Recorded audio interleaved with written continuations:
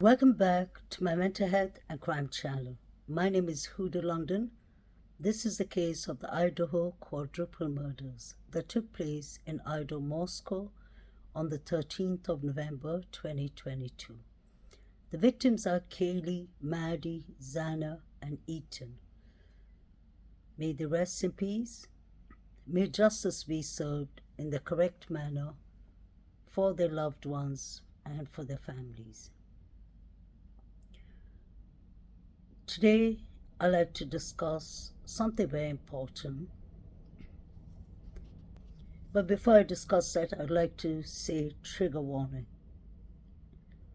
Trigger warning because this is an important subject, which is not one of the easiest things for me to speak about, and I'm sure for you all to hear. But it is an important thing. The reason I believe it's important is to start with, I haven't heard any channel, YouTube creators, TikTok creators, or the news even discussing about it. And I believe it is very important. We were told that 4 students were murdered, brutally murdered. 2 roommates, surviving roommates, were either witness or they weren't witness. They were just there. Just like Chief Fry said. He was asked clearly and he said, no, I didn't say the victims, I didn't say the surviving roommates were witness, they were just there. So 2 roommates were left, thank God. 4 victims were horrifically murdered.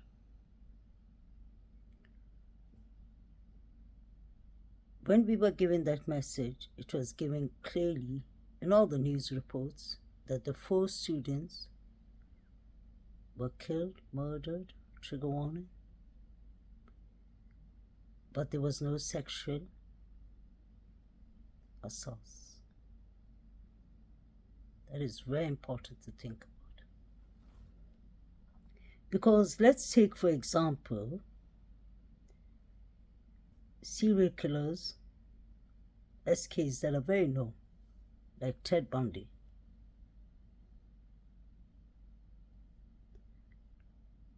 Golden Killer, was it? Then we have Dharma, we have many other SKs. We have many other people who've committed horrific murders, but there's always SA involved, the sexual assaults.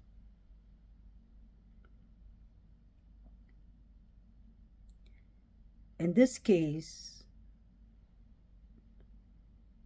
the victims were horrifically murdered, but thank God there wasn't any SA involved in it. And that makes me more curious in asking questions. Like, just say the suspect that is arrested for this horrific murders is Brian Christopher Kohlberg. We are told through speculations from whether it's experts, whether it's other YouTube creators, we hear the word incel a lot, we hear a lot of words used on the suspect. But if he was all those words people were saying, or if he was just, say, so fascinated and so obsessed and so in love with Kaylee or Maddie or Xana, why would he not commit any SA, is my question.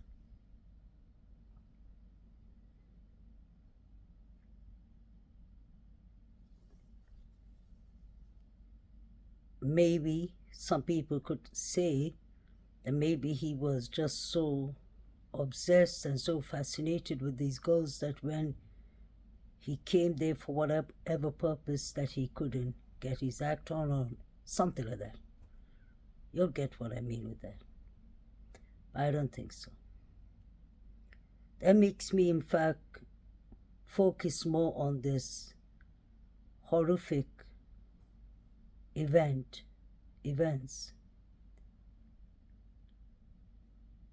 to more of a revenge, jealousy, killing, maybe even money, maybe even drugs. This was someone or some people, like the police, like the Chief Fry said, occupant, peoples. So whoever did this, the suspect or suspects, I believe had their motives. They had targets, or they had one target. They could have had two, maybe all four were the target, or maybe the resident was the target. That's what it looks to me personally. Because if it was someone who had a sick thought and a sick mind and was stalking these victims like we were told, like he's phone pinged there 12 times before he physically came in and committed these horrific crimes, it doesn't make sense for me.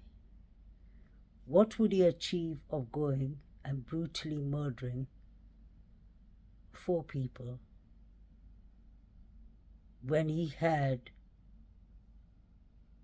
already come into the property? Just say he was obsessed with one of the girls. He actually had the chance to maybe even touch her hair, touch her face or anything. There was no DNA trace found there.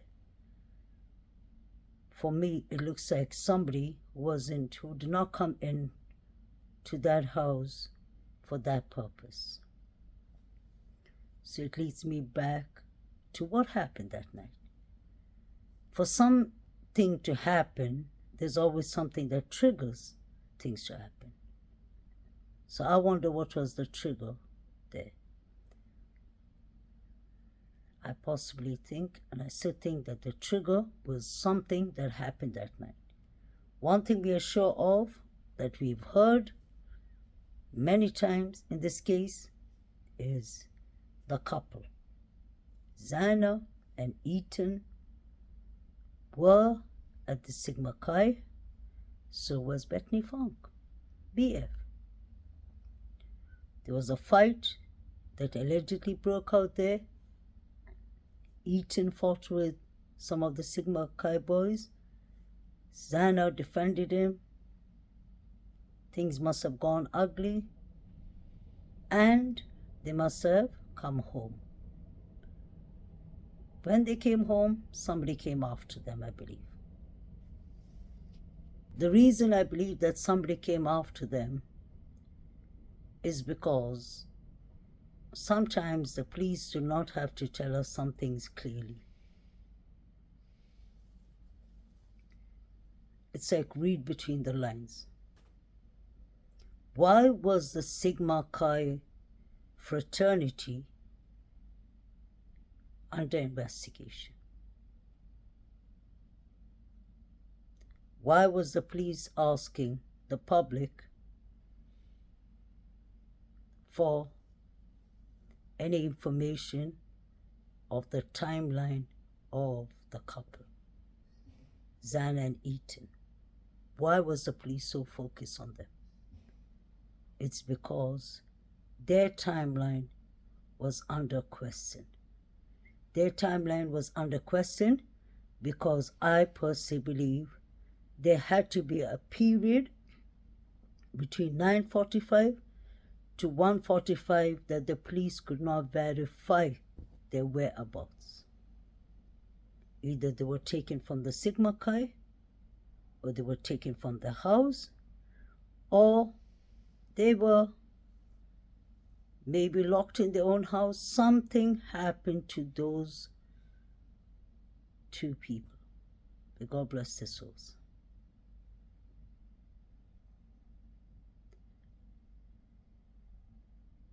I've spoke on the 4chan article that we all read. Some people believe in it, some don't. But I believe that that was the only article, whether it was true or false, that actually gave us a motive of who could have done these horrific crimes. Not only did it give us a motive, it actually gave us an instruction menu of how they were going to commit these horrific crimes. They had three motives, three targets in mind. That's Maddie, Xana, Ethan. We know that Sigma Chi, there was a call to the 911 at 3:01. Why? Something was going on in the Sigma Chi that could have led to the deaths of these four precious people.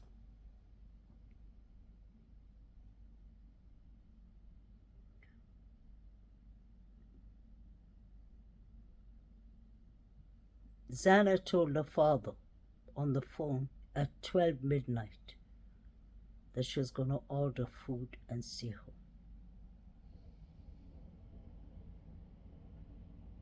How come the police ain't talking about that? Since they asked the public for help to find out the exact timelines and whereabouts of the couple, why aren't they coming and informing us where the couple were really?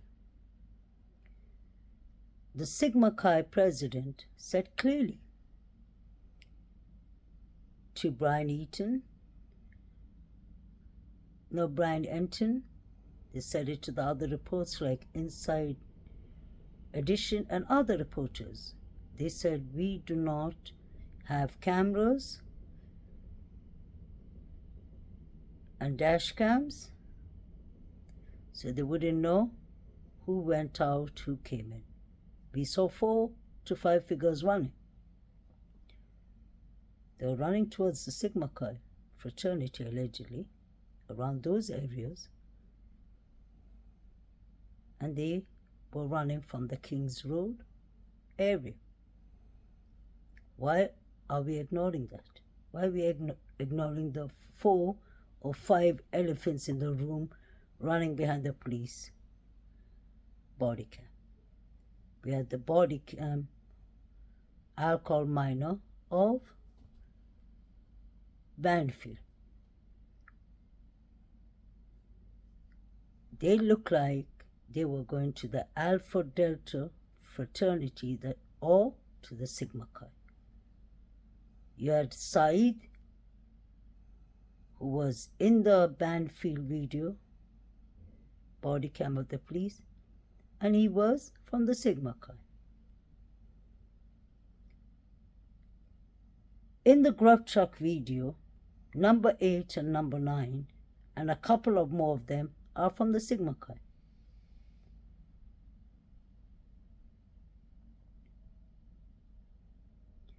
We have John Showalter, who was with Maddie and Katie. So obviously, he's very important in this case because he was the last person with them. He was listening to all the conversations of the girls, what was being said, what was being told to Adam, what did Adam tell whoever. So he knew what was going on. We saw the girls leaving John Jack Showalter, running away from him. So if he was there to escort them, I don't think they had any reason to run away from the person who was supposed to escort them. Kaylee kept on taking pictures. Did you notice? What was that about? Was she trying to leave us a clue just in case anything happened?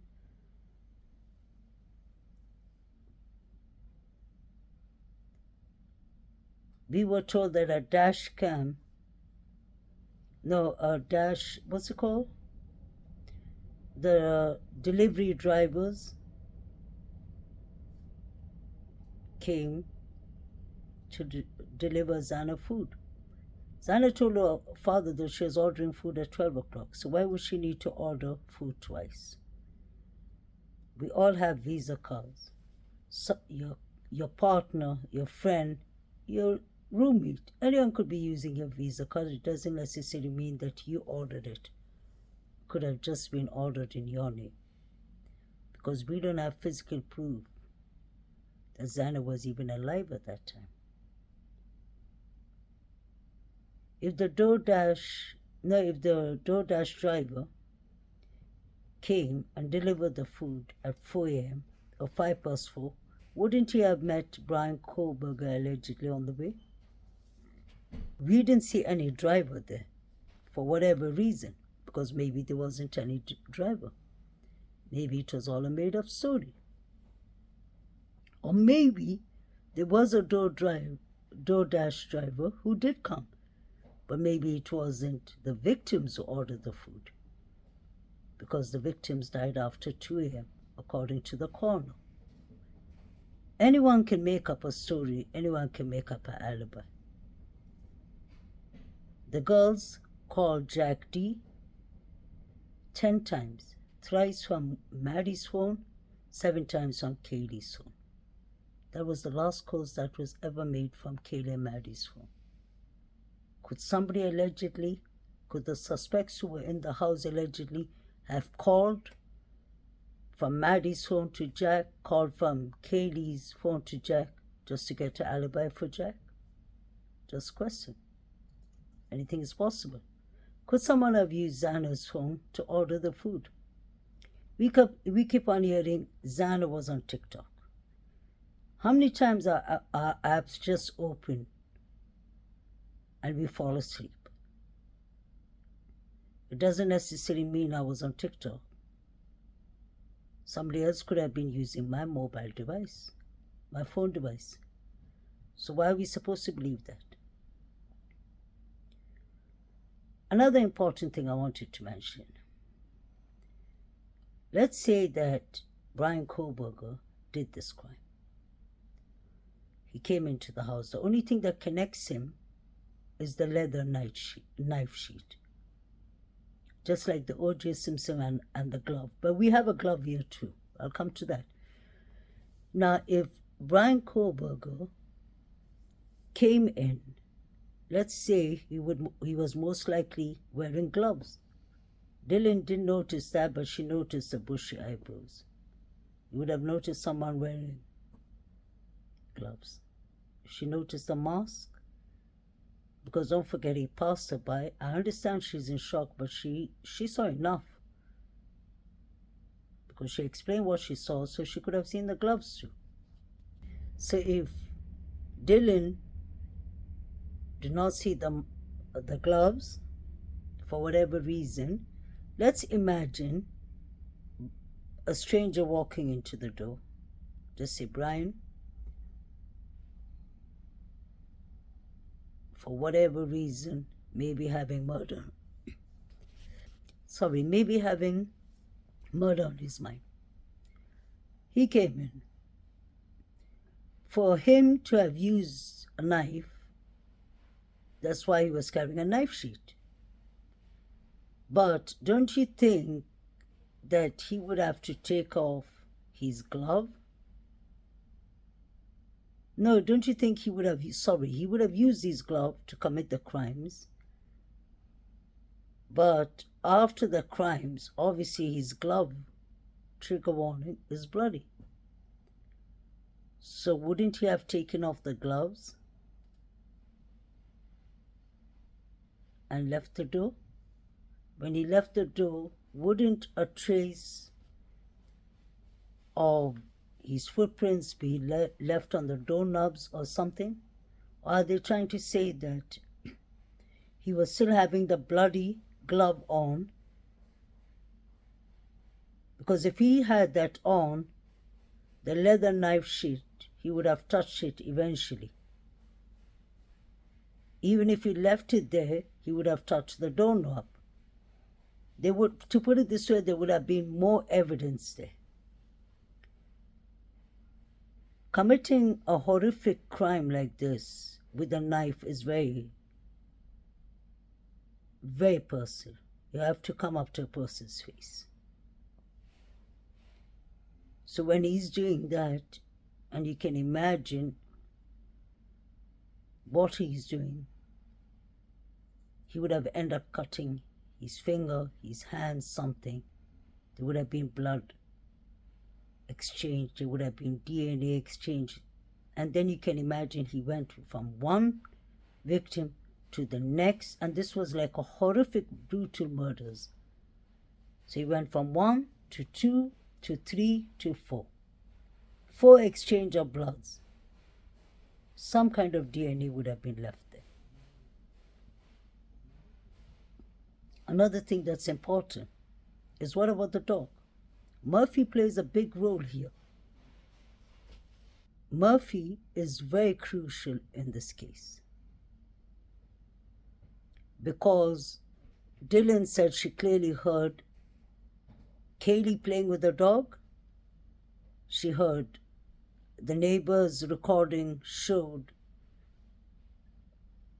the dog barking.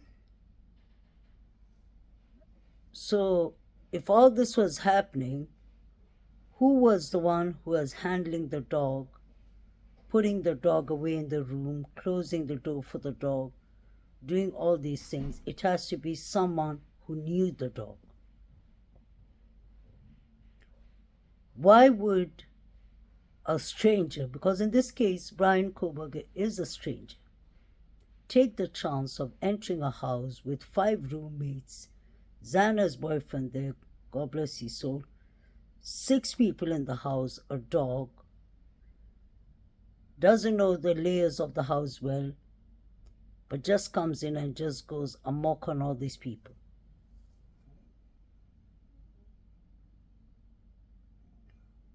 That is very hard to believe. It's more reasonable for me to believe that this was a group of people who committed this crime. We know and we heard from the beginning that the way Eaton was, I hate to say the word murder, was with a sharp-edged weapon. It could have been an axe, it could have been anything. It could have been a different knife. It doesn't necessarily mean it was the same that was used. This is a knife blade. It'll eventually break or something will happen. Trigger warning. So are we meant to believe that 4 victims got killed by one person with one knife? I find that hard to believe. It's more likely that there were 2 to 3 people, I believe, who did this. I'm sure one person went upstairs to the girls, one person went downstairs, because there was a fight. There was defense wounds on Xana and on Katie.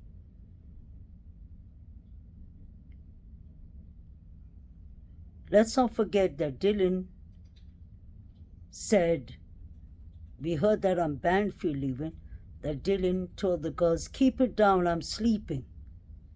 She thought there was a party going on. Now a party takes more than one person to party. So she must have been hearing something like that sounded like a party, like people running around the house and all that. And I'm sure Bethany must have heard that too. But when, I believe, actually, honestly, I believe if Dylan was a victim, if Dylan is a surviving roommate, I don't believe she saw Beaky. I believe she saw several people. But she knows the people, so she can't talk. That's what I believe. And so does BF. Because Bethany Funk was an important witness. She was there when the whole fight started in the Sigma Chi. That is why the Sigma Chi boys are so interested in telling Walt's obsession No, this and this happened, that and that happened.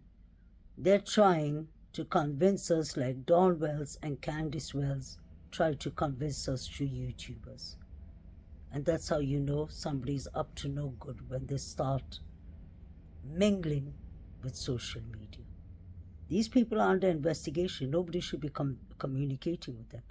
Because the thing that people forget is, although they have Brian Koberger as a suspect, things can change any minute, because there's 3 unidentified DNAs. The thing that smacks this case, that takes the cake, is that 8 hours to call 911. I think that's past the shock state and freeze and froze and call it whatever you want. It's past that state. Because imagine the surviving roommate saw a man with bushy eyebrows, allegedly, because I wasn't there, so I'm going to say allegedly. She saw all that in the dark. Can you believe? In the pitch black, in the dark, she saw someone with, was it gloves on? I can't even remember that part, but bushy eyebrows, black clothing, walking past her. While she opened the door, that house makes noise. While you walk on the floor, it makes noise. That's what the previous former roommate said, who lived there.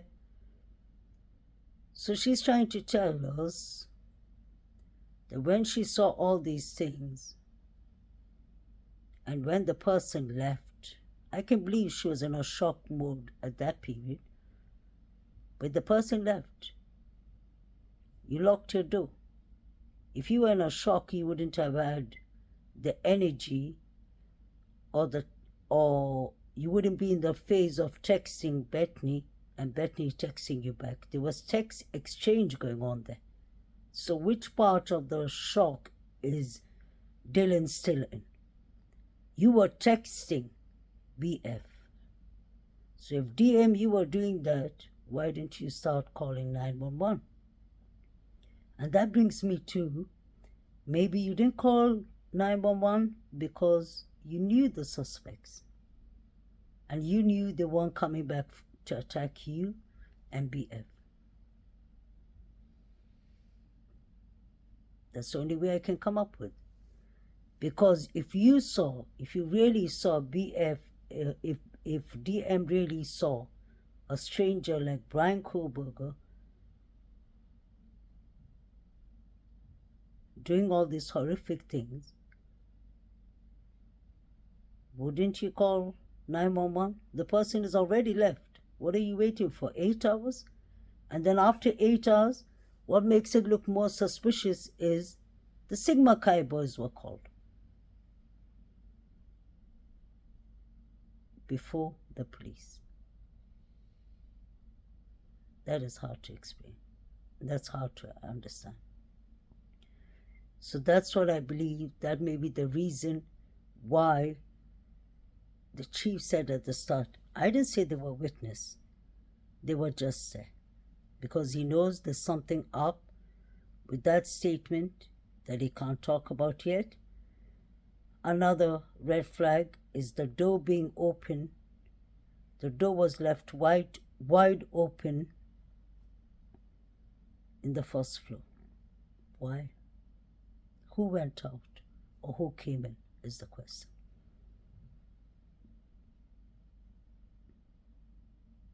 Was it the 4 figures that were running that left the door wide open? Was it BF who ran out herself, who left the door open?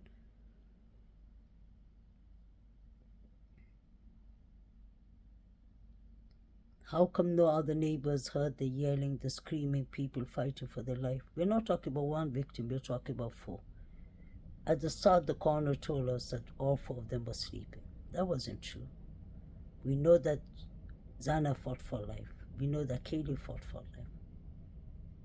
That clearly shows that there was scuffles going on. There was fights. There was people who were fighting for their lives. So is Dylan trying to tell us, and BF, are they trying to tell us they didn't hear the scuffles? Or they thought it was a party, they said keep it down? But clearly, look at how DM is miscontradicting herself. She said she heard Xana or somebody saying, there's somebody here. That should be a signal for DM to have locked her room and called 911. Because your life is in danger too. BF's life is in danger too. But they didn't do that. That makes me believe that they knew exactly who did these crimes. They know the suspects and the fraternities and sororities, are they called, have the code not to snitch. They never call police or anything.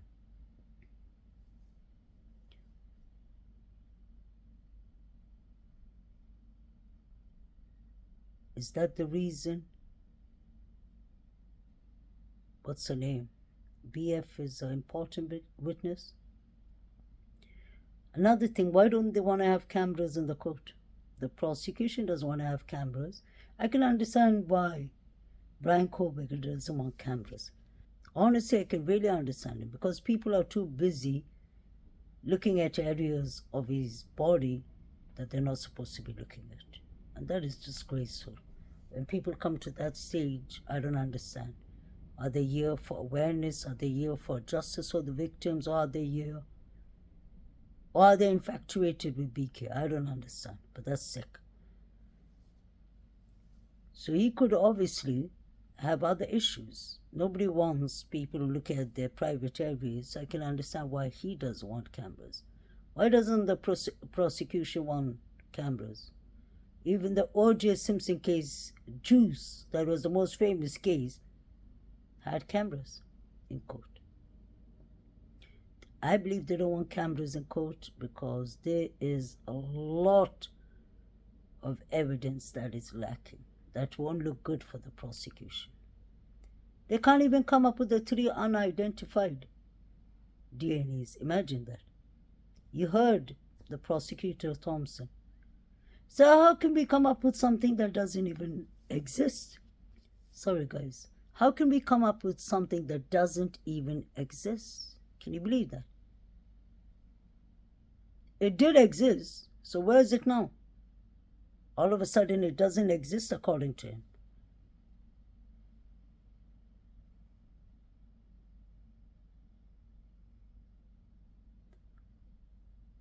The coroner miscontradicted herself twice. The police should have just got a press conference team or a press spokesman from the start, because they messed up. It was targeted. No, it was not targeted. The house was targeted. No, the residents were the target. No, nobody was the target. What was going on? They were searching for 2011 to 2013 Hyundai Elantra with occupants in it, or to ask them if they saw anything. I mentioned it in my previous clip. Go back to the first clips, earlier clips, when the body cam of the alcohol minor was going on. We were shown that there was a light, a car light flashing from the girl's house. That was at 3:01 or 3:02. Couple of minutes later, what happens? The figures start running. All this was happening at one time. Eaton, his mother, clearly said 2 a.m. is the hardest time for us. She didn't say 3. She didn't say 4. She said 2 a.m. The coroner said that the murders, the deaths happened after 2 a.m. If it was 4 a.m., she would have said after 3, after 4. There's something she saw, that it was 2 a.m. I'm starting to even wonder if something happened to Eaton and Xana before Kaylee and Maddie came home. And I really believe it was Xana and Eaton were the targets, the main targets. Because whatever happened in the Sigma Chi fraternity party led to this. That is the reason the Sigma Chi boys were under investigation. The whole fraternity was under investigation. John Showalter drove off. Why would he drive 2 a.m.? He came from the corner club, so he wasn't drinking milk or juice. He was drinking.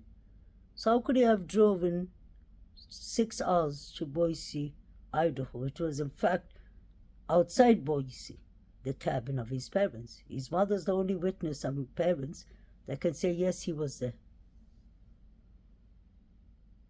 Since when did parents, I have children, but when did parents become reliable or became 100% the people to conform? There is interest there. So John Showalter wasn't escorting any girls. He was escorting them in a bad way, I believe, in a negative way. He has serious allegations for sexual harassments. You can ask the Delta, Alpha Delta boys. They will let you know. They kicked him out. There was a reason he moved 1 minute away from the girls' house and he lived in Queens Road. It's because he was kicked out of the fraternity.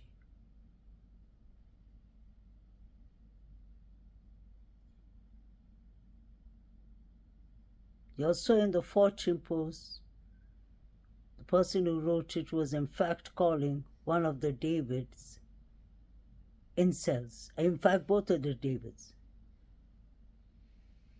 I won't be surprised when this crime happened that the whole lot of them started calling the tip line and blaming Brian Koberger.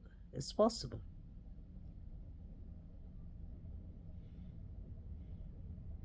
The leather night sheaf is a touch DNA. Let's not forget that.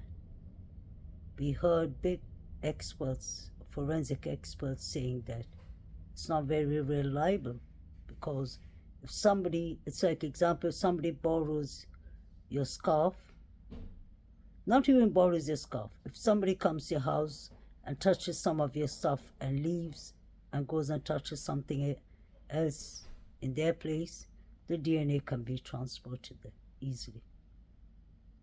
So when they say it is zillion times accurate to his father and it could, I don't buy that.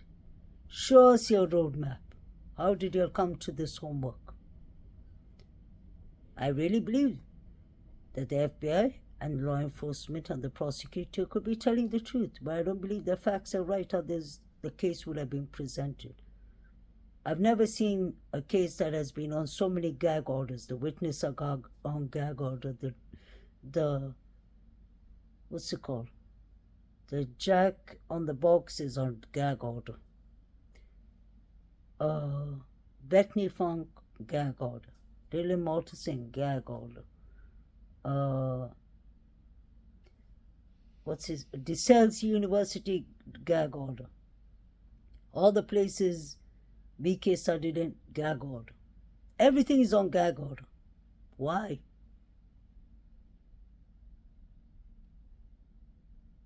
We're soon in October. And Ann Taylor's still pleading for the things to be given to her. Why? Isn't she entitled to it?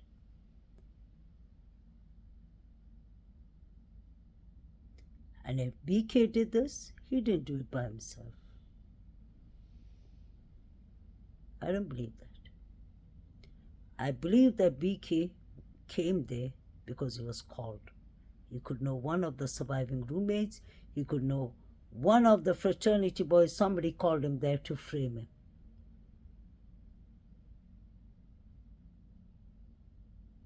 Or maybe he was involved.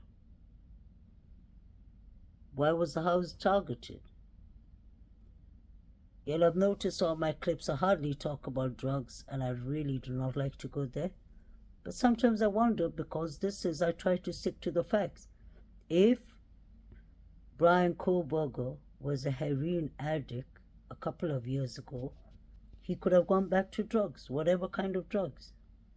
And we've heard a lot of stories about this being a party house. If there was drugs involved in the house, he could have come to buy whatever he came to buy. Maybe he's gone there to the door, got whatever he usually gets, and goes off. But that day he did not know he was going to get framed. That is a possibility. I'm just keeping my possibilities open. And you have to think. You have to think out of the box. If I just follow the affidavit and I read it, and I've been watching this case from day one since the news broke on Creme 2 News, then I wouldn't be fair to the victims, because the victims deserve the correct justice. They don't deserve anyone's fingers just pointed at. They don't have the voice to be here, unfortunately. But even speculations has a boundary, so I don't try to go deep into certain kind of speculations.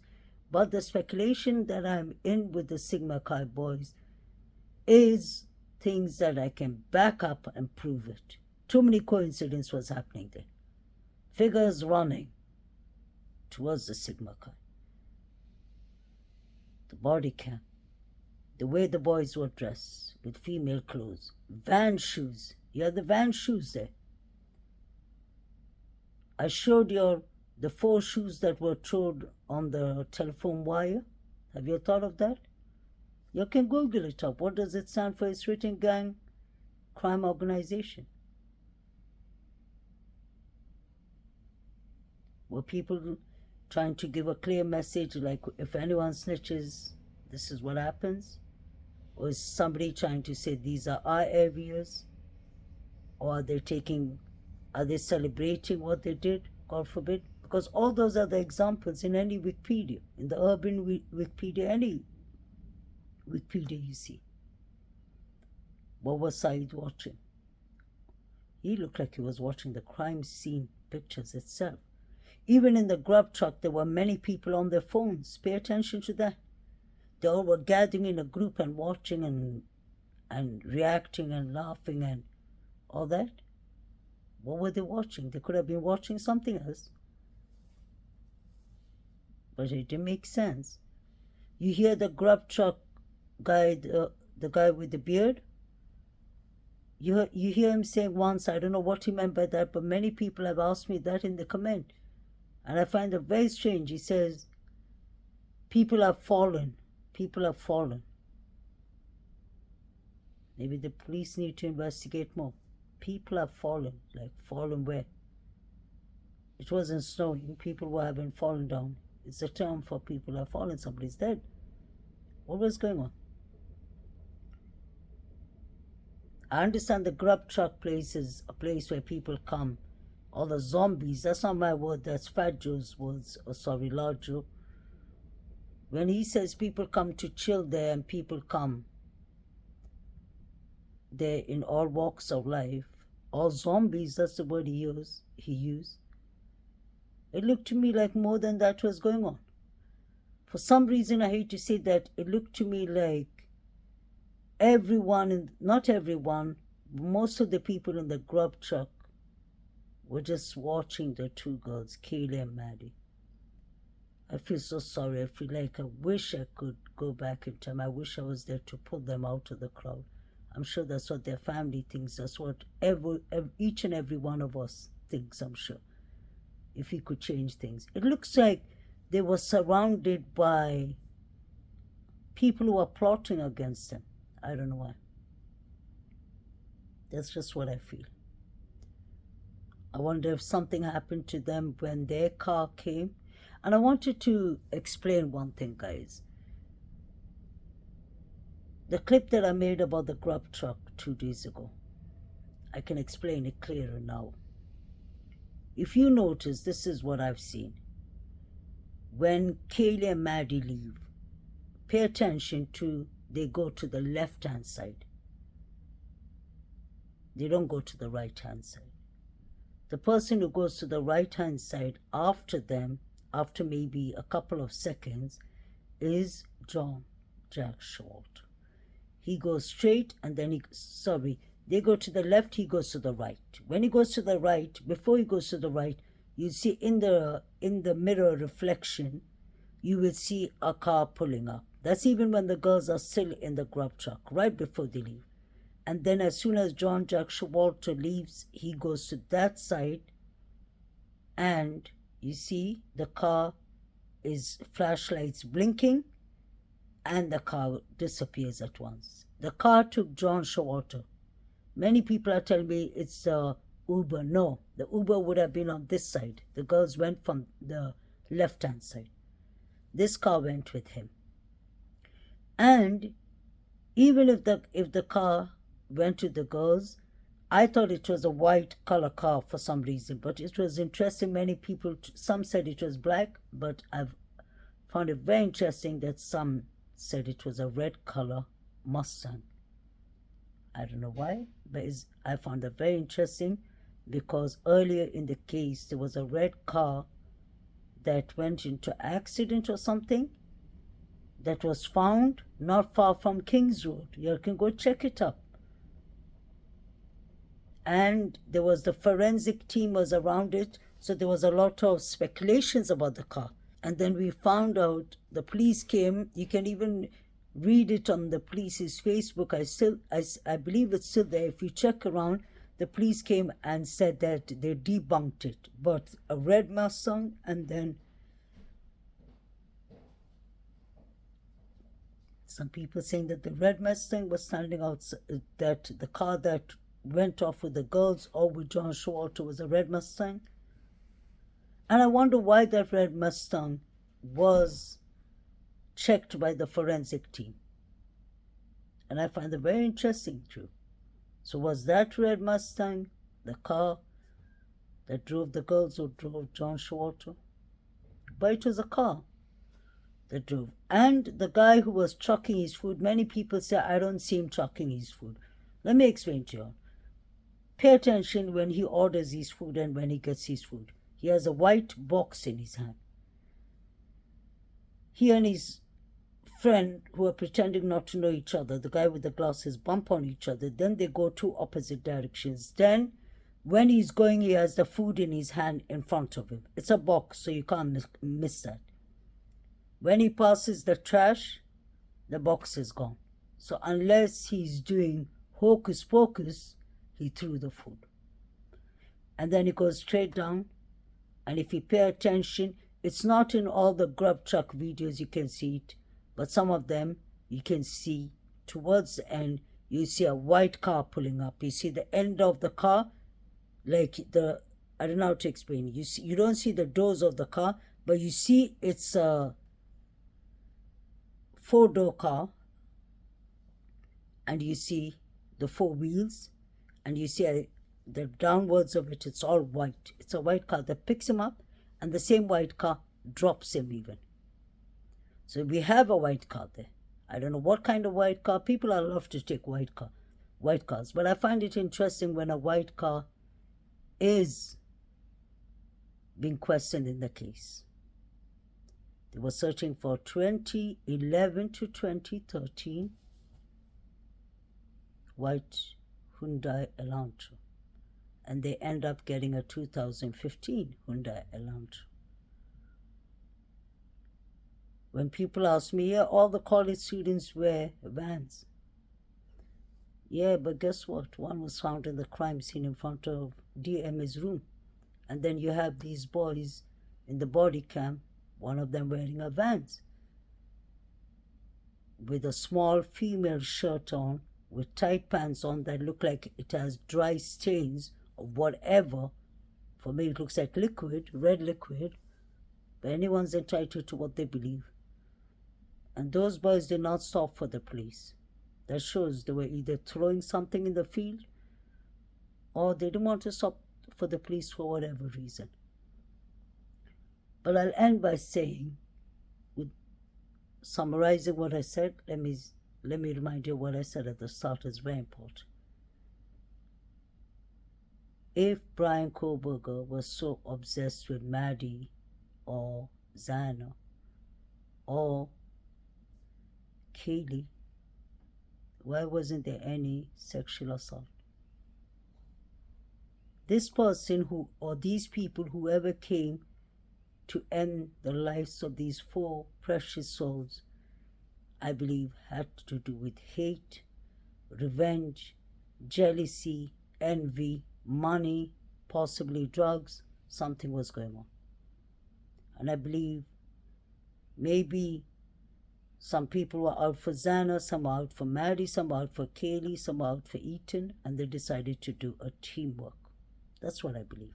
That's why 3 unidentified male DNAs was found there. And then you have one of the boys in the body cam wearing a glove, and then you have a glove on the scene, allegedly. And I haven't looked away from John Showalter, I haven't looked away from Jack D. I won't lie to you.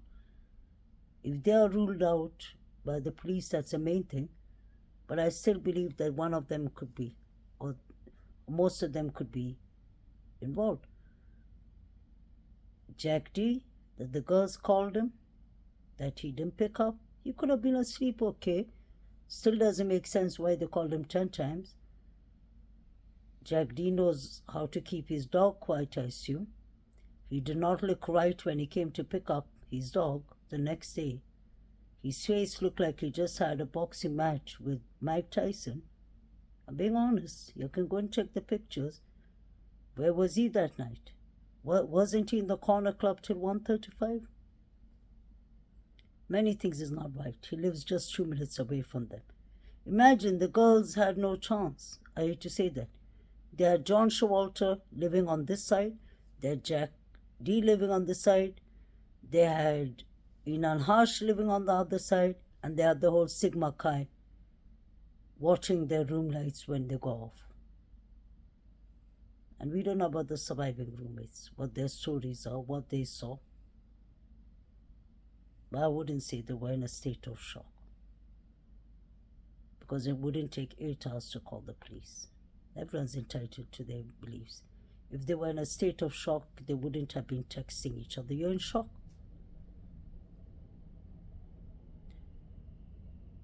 Dylan heard all those things being said. Xana or Kaylee saying, someone is here. That is enough to make you understand. Don't open the door, call the police. That didn't happen.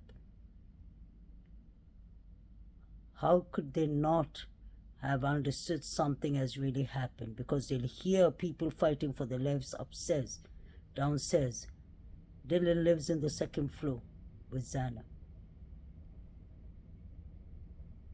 What was really going on there is the question.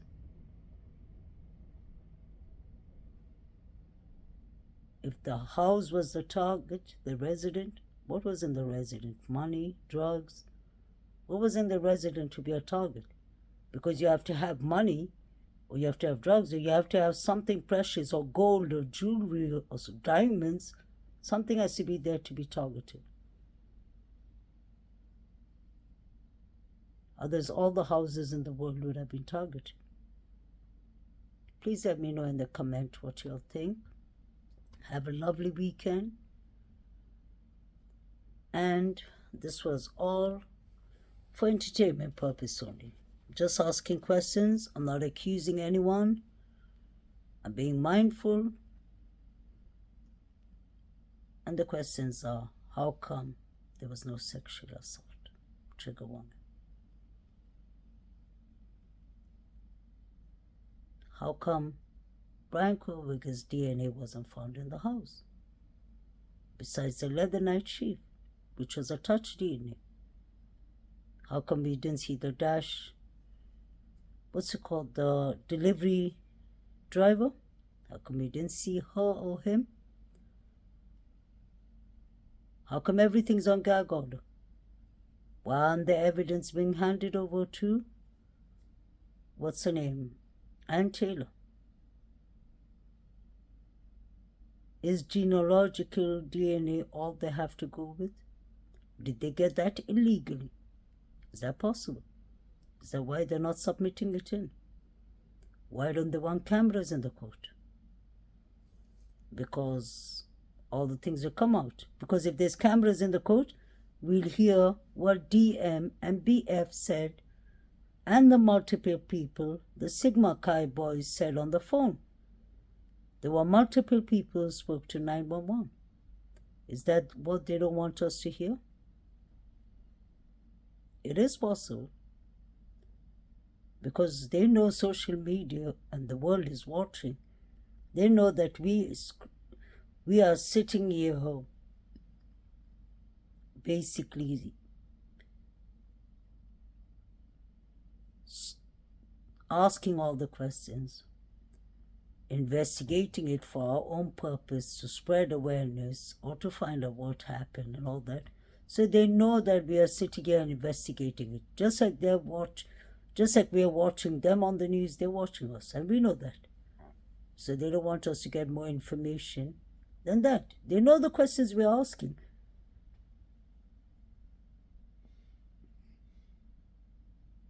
And everyone's entitled to a fair trial. Like I said, if Brian Koberger did it, he deserves what's coming to him. Then he's a very sick person. But if he didn't do it, he deserves a fair trial. That could have been, these 4 children could have been our children. They could have been our younger siblings. If he didn't do it, he could be our child. He could have been our siblings. He could have been our nephew. Everyone's entitled to a fair trial. The Sigma Chi boys and the other fraternity boys have more to answer, and they have more motives than Brian Koberger. That's what is my personal opinion. Please have a lovely night, a lovely weekend. Please like, share, and subscribe. Please, guys, please continue being classic in the comment channel. This is not about us picking sides or turning against each other. We all are entitled to our opinion. Just let's be mindful. Let's remember their victims. Remember, those victims have surviving people. They have parents, they have loved ones, they have siblings who want justice to be served. And they want the cameras to be rolling so that everyone gets to see what's happening, which I agree. I love the answer Steve Concalves gave. He said, I can't say I'm 100% convinced that Brian Koberger did it. That means he's keeping his thoughts open, and that's the way it should be. It's his daughter. Maddie was like his daughter too. He lost his precious daughters, and you can see he and his wife don't have the same thoughts.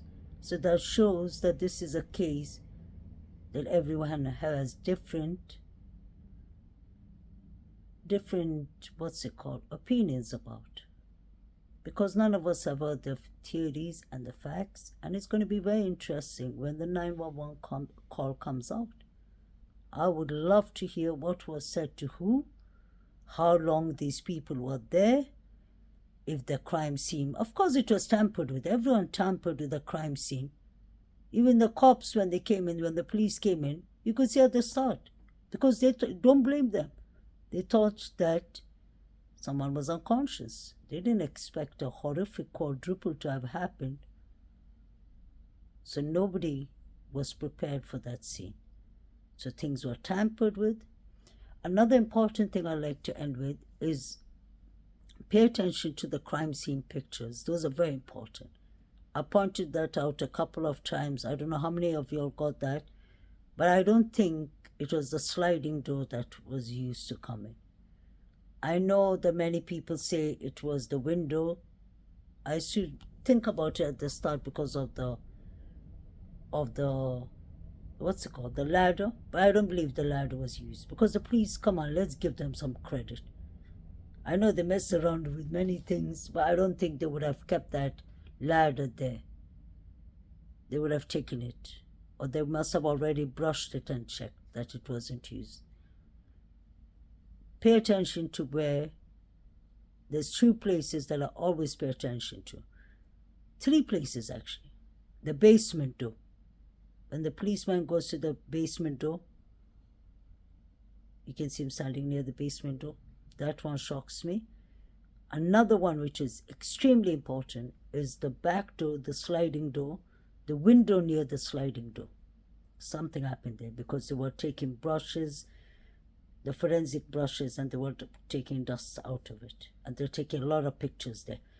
Another place that interests me is the empty room next to BF's room. They were taking a lot of pictures and they were using the brushes there too.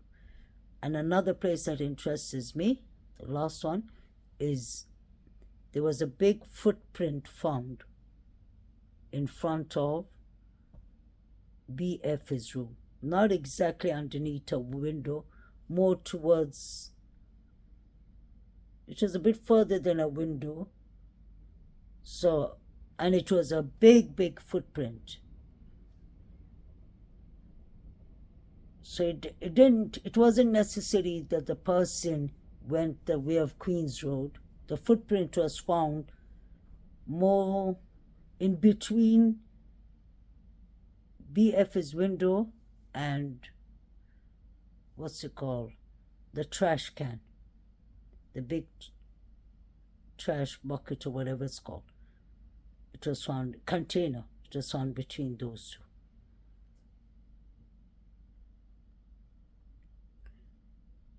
And I was just wondering if somebody inside could have possibly be telling when the girls were coming home, what was happening, who came home, when they came home, or were the suspects waiting in the room below?